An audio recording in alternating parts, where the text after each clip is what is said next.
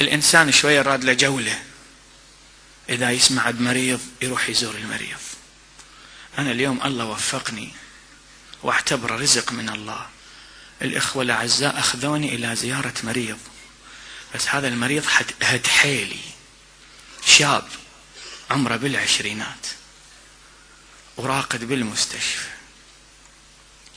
واسمه محمد، وأمه حطمت قواي، قالت أدري سيد، راح تقول صبري الزهراء شلون؟ قالت أنا مو مثل الزهراء، بس أنا أشترك ويا الزهراء بموضوع أنه هذا ابني والحسين ابنه. زين أجي لمحمد، محمد استغربت بالمستشفى وعدكم هنا ولابس أسود، سوى قوة يحكي، قوة ينطق بالكلمات، صعوبة عنده من المرض. قلت له محمد ليش لابس أسود؟ قال ما قدرت على الحسين، ما أقدر. المريض اللي استغربت في المستشفى ما لابس ملابس المرض، لابس أسود. الله. بعد وصار له من بدأ محرم لحد الآن، كل ما تجي أمه أبوه يقول لهم علقتوا أسود بالبيت، هاي الكلمة. دمعت عينه وأنا أحكي وياه، هو أكيد قاعد يسمعني الآن، لأن قال أنا أتابع المحاضرة وقوة يحكي.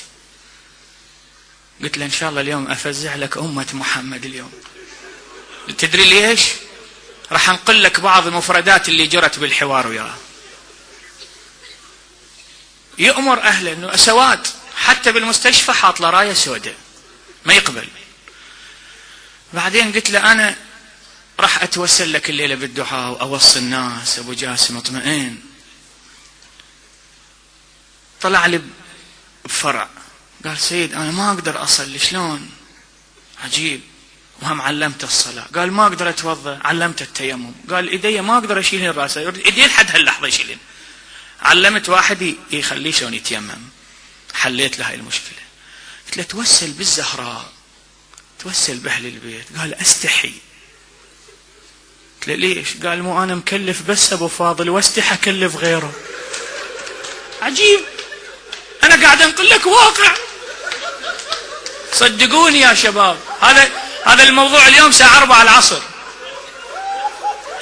قال سيد ما أقدر أطلب من أي إمام بعد، كلفت أبو فاضل وأنا أنتظر. وقلت له أنا اليوم أحاكي لك أبو فاضل على المنبر. أبو فاضل أكيد بعد يوصل الكلام وتوصل الرسالة، وداعتك يقول أستحي أكلف غير أبو فاضل. بعدين دمعت عين الدمعة الأخيرة بعد ومشونا كافي، أنا ما أقدر أكمل بعد. الليلة ندعو له، وكل مرة عندنا أطفال، عندنا مرضى من كل مكان، عندنا شباب، عندنا ناس. وأنا هم طلبت من قناة الأنوار أن توثق هذا الموقف مال محمد، توثق. محمد دمعت عينه بالأخير. ليش؟ قال لي سيد صار 3 سنوات أسجل أريد أروح ويا المشاية وما أقدر.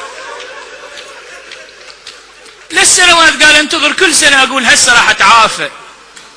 هم السواد، هم الحسين، هم يريد يمشي للحسين. بس هذا محمد أنا اليوم انقهرت يمه وطلعت دمعتي على خدي. محمد أبوه يمه يبات، ونعم الأب. قلت له هنيئا لك أيها الأب، أبوه يبات يمه ويبر بيه ويراعيه، وأمه يمه تغذيه بدموعها، وأخوه يمه، وخاله يمه، وعمه يمه. بس أرد أوديك الفاطمة بنت الحسين العليلة اللي ما حد بقى يمه. تقول أنا جواد وحمل ظالم.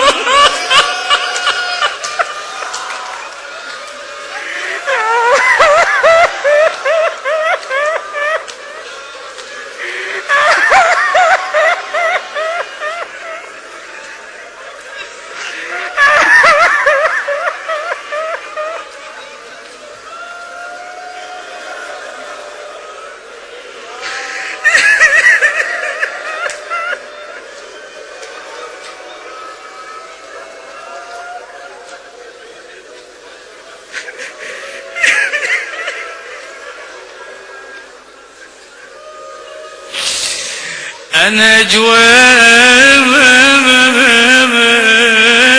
وحمل ظعنهم. طلعها هي هاي ضع عنهم وكن غريبة وما نبنوا. وين الشباب بالذات الشباب أنتكم